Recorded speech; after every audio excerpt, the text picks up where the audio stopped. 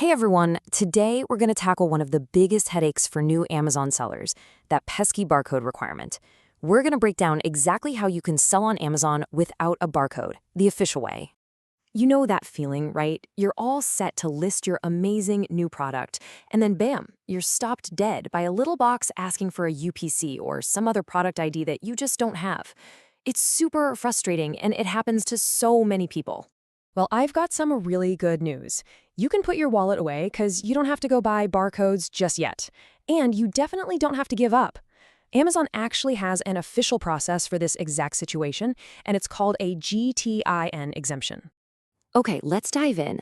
Before we can talk about getting an exemption, we've got to understand what a GTIN even is. The easiest way to think about it is like your product's unique fingerprint out there in the giant world of shopping. So, GTN stands for Global Trade Item Number, and it's the universal system for identifying products. Amazon depends on these numbers to keep its absolutely gigantic catalog organized. I mean, can you imagine the chaos of trying to track millions of items without them? It would be a mess. Now, you've definitely seen these around. The most common ones are the 12-digit UPCs you see on pretty much everything in the US. Then there are the 13-digit EANs, which are super common in Europe and India, and of course, ISBNs, which are just for books. They all do the same thing: give a product a one-of-a-kind ID. All right, now for the part you've been waiting for. If a GTN is the standard key you need to create a listing, think of the GTN exemption as your special ticket. It's the thing that unlocks the door and lets you list your product without needing that key. An exemption is pretty much what it sounds like. It's official permission, coming straight from Amazon, that lets you list products that simply don't have a standard barcode. This was made specifically for things like handmade goods, custom items, or private label products. So, who gets this special ticket? Well, you can apply if your product is unbranded or generic, or if it's handmade or a custom designed item, and this is a big one for a lot of you, if you're launching your own private label brand and just don't use barcodes yet. Basically, if you made it and it doesn't have a barcode, you're probably good to go. But, and this is a really big but, it's not a free pass for everything. You absolutely cannot get an exemption if you're trying to sell a product from a famous brand like Nike or Sony.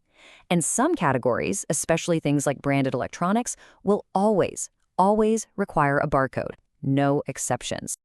Okay, all this theory is great, but let's make it real.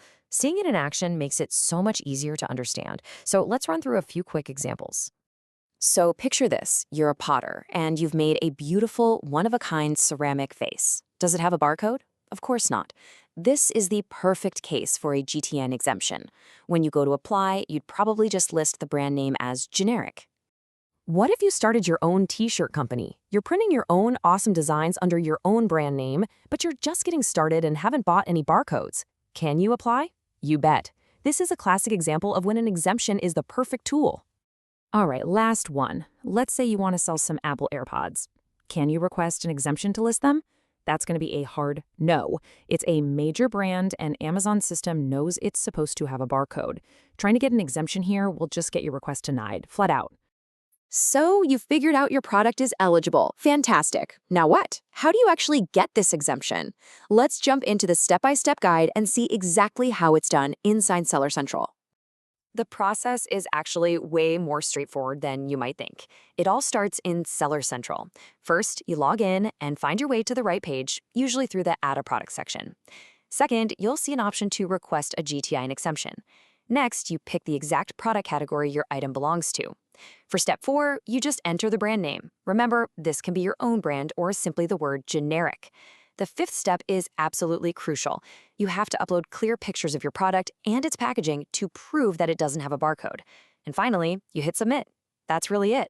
And you won't be sitting around wondering for weeks.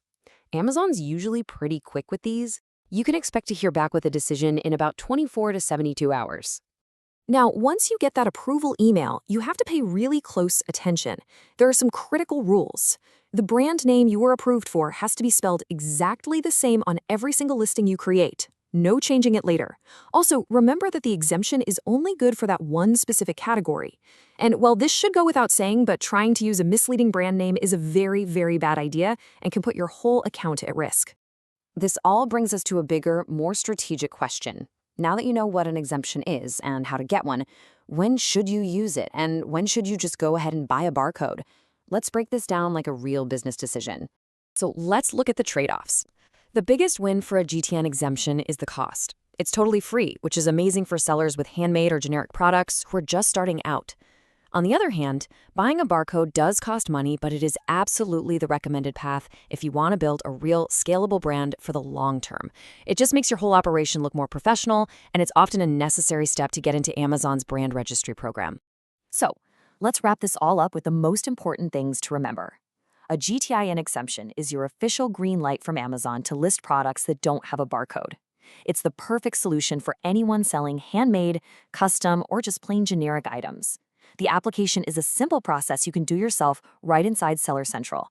And finally, the choice to use an exemption should be a strategic one, based completely on what your long-term vision for your brand is. And that leaves you with one final crucial question to think about for your own business. Are you going to use this GTIN exemption as a helpful shortcut to get started right now, or is selling unbranded products a core part of your brand's long-term strategy? The answer is going to shape how you grow on Amazon,